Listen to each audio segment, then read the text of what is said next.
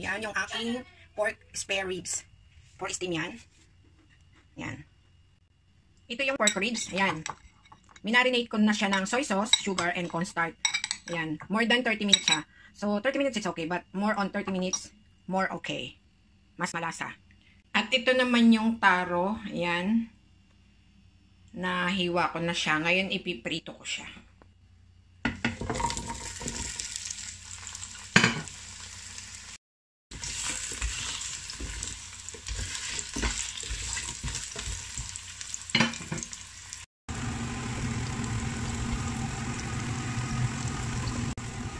Ayan, kapag brown na siya, okay na yan. Ilalagay ko na sa plate.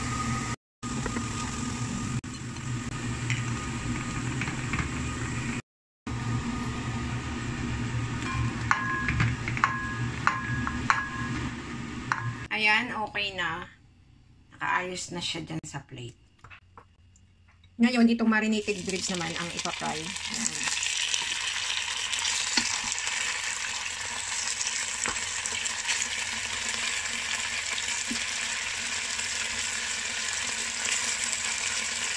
Paprayan until mag-golden brown.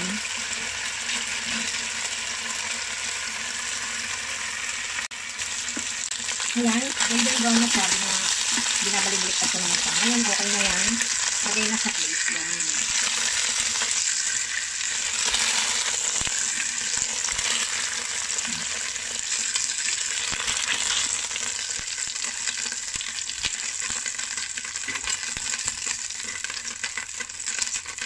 Yan.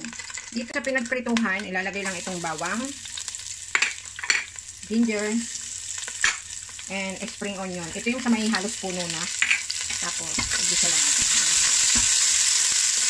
Tapos, pag naigisang ganyan, ilalagay natin itong prinitang ribs. Ayan. Then, siyempre, haluin.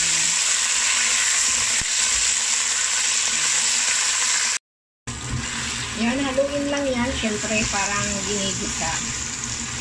Mga ilang minuto lang. Ngayong okay na yan, lalagay ko na dito sa ibabaw nitong taro. Ayan, i-arrange lang.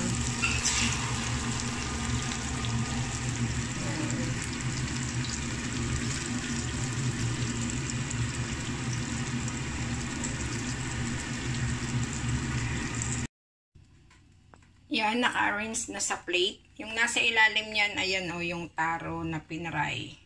So, ngayon, ready to steam na yan.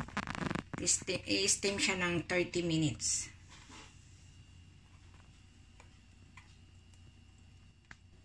Ayan, tapos nang i-steam yan. Ready to serve na. Tingnan natin yung taro. Ayan, tusukin. Ayan, lambot na. So, ibig sabihin, luto na talaga.